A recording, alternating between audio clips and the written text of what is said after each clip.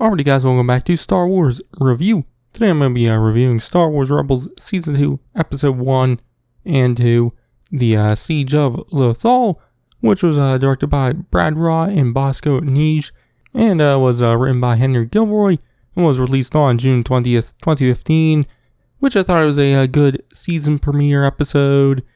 Picks up sometime after the end of Season 1, which we see the Ghost Crew is now part of a bigger group of rebels, which the episode kind of just jumps into it. Starts with them in a space battle with the Empire, like stealing some cargo off of them, which the rest of the rebel group, Phoenix cell or squad, is there also.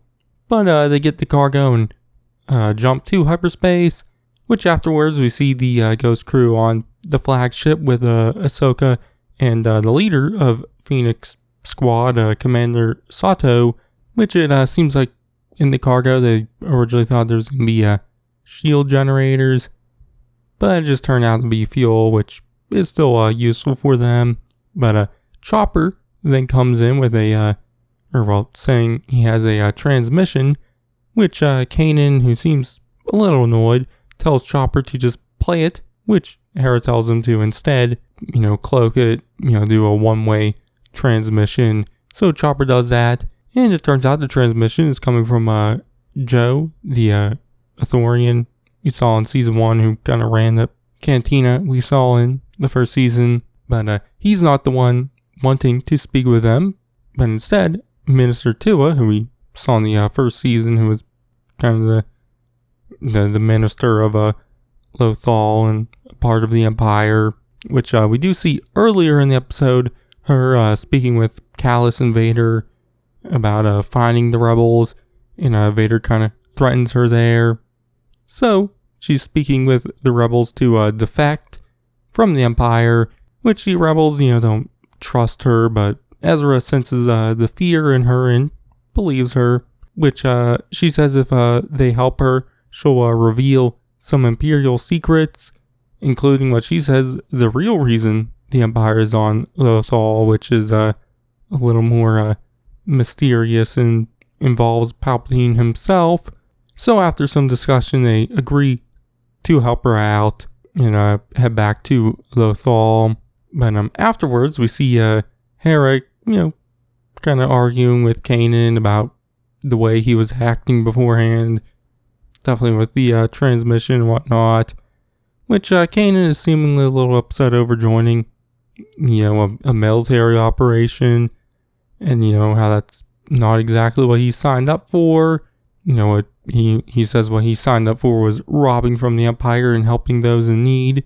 But Hera kind of tells him that it's bigger than just that, which Kanan kind of reveals that his issues are seemingly more rooted in his experience with the Clone War and what happened to the galaxy and the Jedi and whatnot, which we see that Ezra overhears that conversation. But I really enjoyed that moment. I guess kind of seeing Kanan maybe be, a little fearful over joining the bigger rebellion. At least that's how I kind of took it. But we then see the Ghost Crew head to Lothal. Not in the Ghost, but one of those transport bus-like ships we saw in Season 1. But once there, we see Kanan disguise himself as a stormtrooper and head to the hangar area, where I guess they'll pick up Minister Tua. But before that, we do see Kallus being suspicious of her, so he tags along with them and, or with her, and the rebels realize Kallus is there also. So they spring their attack and, tell Tua to run for the Lambda shuttle. But as she goes in, it explodes, killing her. So the Ghost Crew flee the scene and eventually hide out at Ezra's old home, where they learn that the Empire has framed them for the death of Minister Tua. But then some stormtroopers find them hiding out in the home, so they escape and then come up with a plan to escape Lothal, as the Empire has locked down the city, which Kanan says that they're just going to go right into the Imperial complex to steal a ship, as the Imperial forces will most likely be all over the place, with the city being locked down at any, checkpoint area to leave the city. So there's not going to be as many as there normally would be at Imperial complex. So they head there, and the plan is working, really well. There's not many Imperials around. So they get to a shuttle while also finding some shield generators they can use to help Phoenix Squad out, which, like I mentioned earlier, that's what they were looking for in the cargo they stole at the start of the episode. But right before going, on the Lambda shuttle, Ezra and Kanan both feel a coldness, which turns out to be Darth Vader, who's been a step ahead of them the whole time. And I forget if it was before or after this moment. We see Kallus talking with Vader, kind of saying everything has gone, as Vader had planned it to. So kind of revealing that Vader's been a step ahead. But Vader attacks Kanan and Ezra and is, beating the crap out of them. Which we see Zeb and Sabine destroy some walkers, which are right next to them, which crashes down on Vader, which they think they've gotten rid of him. But obviously Vader uses the Force to lift them up. So Kanan and Ezra quickly get on the shuttle and get out of there, which, obviously Vader lets them get away. And, afterwards in the shuttle, we see the Ghost crew kind of realize that they won't be able to just leave Lothal in it, because there's going to be a Imperial blockade, which will be able to easily take them out. So Hera suggests going to Lando to get help to smuggle them off-world, which Kanan and Ezra don't like the idea, but they go through with it, which Lando currently isn't on Lothal, but does obviously still have his farm place and some stuff on Lothal to help them out. But for payment, they have to give up half of the shield generators they found. But we then get another scene with Kallus and Vader, which Kallus tells Vader that the shuttle hasn't left the planet, which Vader talks about how their fear has made them stay on the planet, which Vader tells Kallus to then destroy Tarkin Town to exploit the weakness of compassion Vader says the rebels have. Which we see the Ghost crew land at Lando's farm place, and Ezra sees the smoke coming from Tarkin Town off in the distance, so he takes a speeder there, which Kanan follows him, which Ezra wonders, why they did it, which, Kanan tells him it was to make them afraid, and that unfortunately the citizens of Tarkin Town got in the middle of it, which, they didn't talk about fighting the Empire and Vader and whatnot, which Ezra is more determined about it, but Kanan has doubts, about being able to fight mainly Vader. But they then return to Lando's farm, where they learn of the plan, which is to use these transponders Lando had sitting around and code them with the signal of the shuttle. So then they'll kind of go up kind of into the atmosphere and kind of drop them all over the place, to then distract the Imperials from knowing, which is the true ship, which the plan works, and it confuses the Imperials. And once they figure out which one is actually the shuttle, it's too late, and the Ghost crew jumps to hyperspace, which while in hyperspace, we see the Ghost crew kind of discuss on where to go next.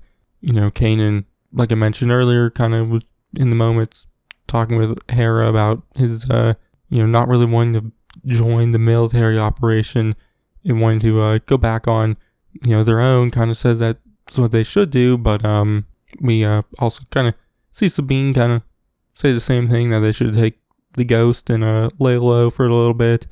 But Hera, Zeb, and Ezra both want to go back to Phoenix Squad, so that's where they go. But once they get back and board the flagship, they learn that they've been tracked in the shuttle.